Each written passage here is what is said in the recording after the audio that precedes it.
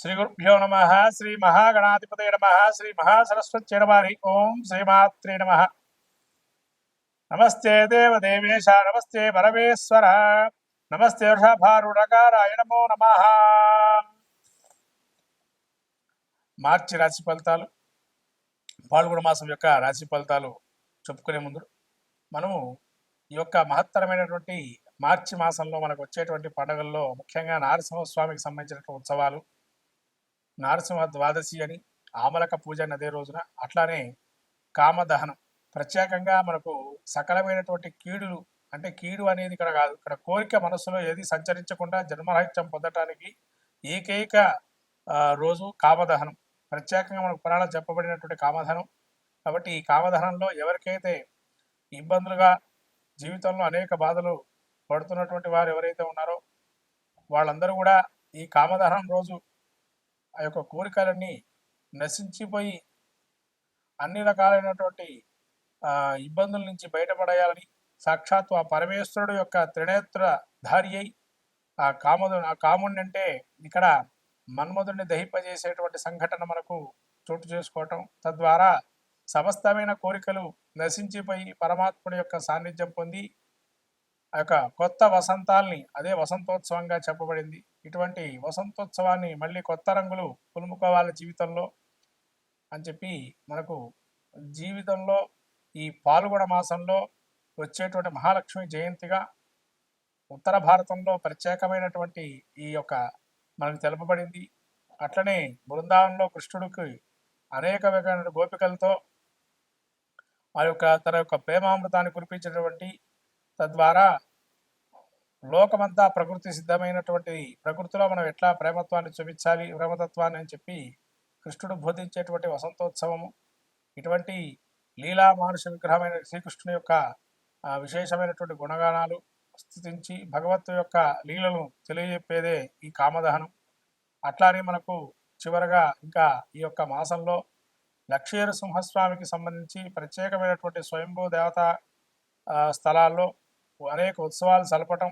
అట్లానే మనకు మన రాష్ట్ర ముఖ్యంగా యాదగిరిగుట్టలో స్వర్ణ గోపుర విమానోత్సవాన్ని కుంభాభిషేకాన్ని చేయటం అటువంటి మహత్తరమైనటువంటి మాసంగా పరిగణింపబడుతుంది. కాబట్టి పాల్గొన మాసంలో ఆ నరసింహం యొక్క క్షేత్రాలు దర్శనం చేసుకొని ఆ నరసింహుడి యొక్క అనుగ్రహాన్ని పొందాలని ఈ యొక్క ఆ యొక్క పాల్గొన మాసంలో, అట్లానే త్రినేత్రధారి అయిన ఈశ్వరుడు యొక్క స్వరూపాన్ని, ఈశ్వర తత్వాన్ని గ్రహించడానికి, పరమాత్మ యొక్క స్వరూపాన్ని తెలుసుకోవడానికి ఆ యొక్క ఈశ్వర అంటే పుణ్యక్షేత్ర దర్శనం చేసుకోవటం.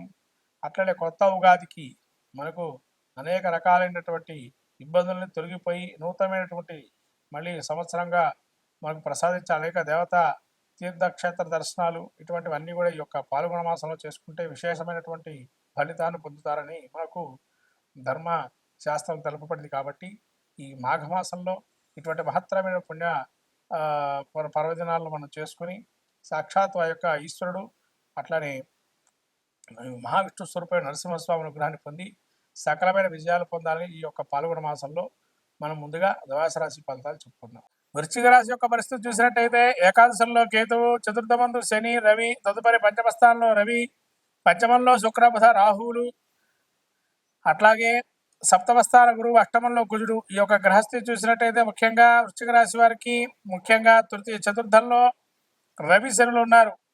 అర్ధాష్టమ శని వీరికి పోతూ కుటుంబంలో కొంత సమస్య పరిష్కారానికి ఒక మార్గం ఏర్పడుతుంది అని, ఆల్రెడీ వీళ్ళకి మార్గం ఏర్పడింది, మళ్ళీ కూడా మార్గం సుగమం అయ్యే అవకాశం ఉంది.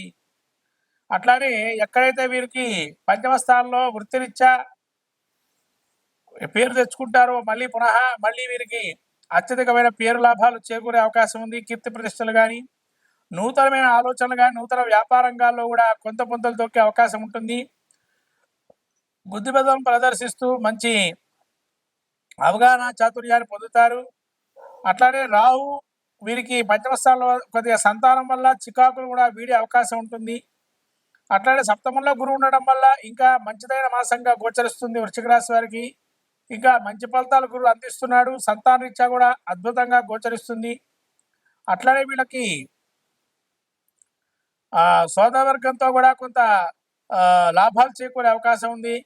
అష్టమంలో గుడి ఉండడం వల్ల ప్రయాణాలు చేసేటప్పుడు కానీ ఏదైనా వ్యాధిన బారిన పడిన వాళ్ళు కానీ జాగ్రత్తగా బయటపడండి.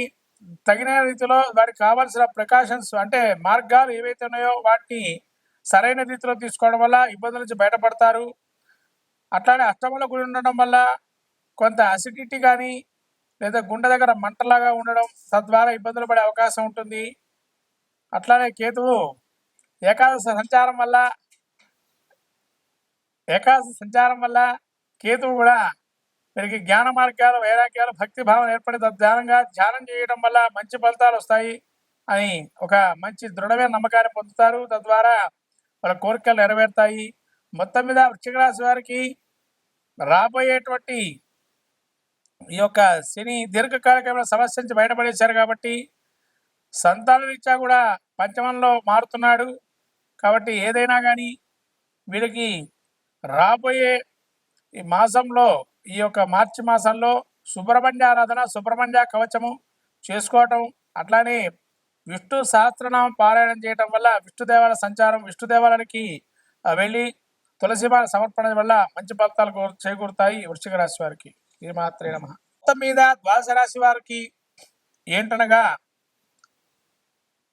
ఈ ద్వాదశ రాశి వారికి మార్చి మాసం పాల్గొన మాసంలో మన జాతకంలో కూడా దశాంతర దశలు కూడా చూసుకొని అదొక 50%, ఇదొక 50%గా గోచారాన్ని ఫలితాన్ని కూడా చూసుకోవాలి. తద్వారా ఫలితాలు ఉంటాయి, శుభ ఫలితాలు. అట్లాగే ఈ ద్వాదశ రాశి వారికి ప్రత్యేకంగా చెప్పడం ఏంటంటే ఈ మాసంలో ప్రత్యేకంగా శని మారే అవకాశం ఉంది కాబట్టి కొన్ని రాశుల వారికి మంచి, కొన్ని రాశుల వారికి చెడు జరిగే అవకాశం ఉంటుంది. కాబట్టి వాళ్ళకి శని యోగప్రదురా కాదా తెలుసుకోవాలి జాతక చక్రంలో. అలాగే జాతక చక్రం పరిశీలన చేసుకోండి. యోగప్రదంగా ఉంటే మంచి ఫలితాలు, అవయోగప్రదంగా ఉంటే అవయోగ ఫలితాలు ఇస్తారు. ఇది అందరూ గమనించాల్సిన విషయం ద్వాదశ రాశి వారు. కాబట్టి ఈ గమనించినటువంటి విషయాన్ని మీరు మళ్ళీ ఒకసారి పునఃసమీక్షించుకొని జాతక చక్రాన్ని, తద్వారా దానికి సంబంధించిన శాంతి ప్రక్రియలు చేసుకోవటం అనేది మంచిది. ముఖ్యంగా శక్తి లేని వారు ఎవరైతే ఉంటారో శాంతి ప్రక్రియలు చేసుకోవడానికి కనీసం స్తోత్ర పారాయణాలు కానీ, స్తోత్రాన్ని వినటం కానీ, శ్రవణం కానీ, నామస్మరణ కానీ, క్షేత్ర దర్శనం కానీ లాంటివి చేయటం వల్ల కూడా మంచి ఫలితాలు సాధిస్తారు ద్వాదశ రాశి వారు.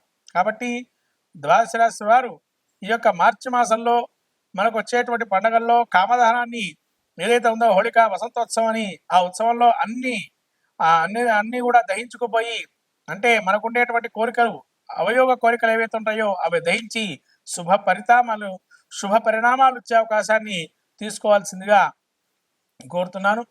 ఈ యొక్క ద్వాదశ రాశుల్లో ముఖ్యంగా ఈ యొక్క మహాలక్ష్మి జయంతి కూడా ఉంది. కానీ విరివిగా అమ్మవారి యొక్క అనుగ్రహాన్ని పొందండి, మహాలక్ష్మి ఆరాధన చేసుకోండి ఇంట్లోనే.